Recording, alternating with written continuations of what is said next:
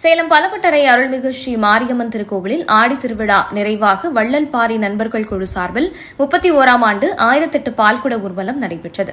சேலம் அம்மாப்பேட்டை பலப்பட்டறை அருள்மிகு ஸ்ரீ மாரியம்மன் திருக்கோவிலில் ஆடி திருவிழா நிறைவு பெற்றதையடுத்து அம்மாப்பேட்டை பார்கவக்குல உடையார் சமுதாய மக்களுக்கு பாத்தியப்பட்ட சுப்பிரமணிய சுவாமி திருக்கோவில் இருந்தது. வள்ளி தெய்வானையுடன் காட்சி தரும் ஸ்ரீ சுப்பிரமணிய சுவாமிக்கும் தேவியர்களுக்கும் முகத்திற்கு மஞ்சள் காப்புடன் புதுப்பட்டு சேலை கட்டி மாலை அணிவித்து சிறப்பு அலங்காரம் செய்து பூஜை நடைபெற்றது. பிறகு ஆலயத்தின் அர்ச்சகர்கள் பக்தர்கள் பால் குடங்களை தலைமையில் சுமந்து கொண்டு கேரள செண்டை மேளம் பம்பை நாதஸ்வரம் மேளதாளங்கள் முழங்க ஊர்வலமாக ஆலயத்திற்கு வலம் வந்தனர்.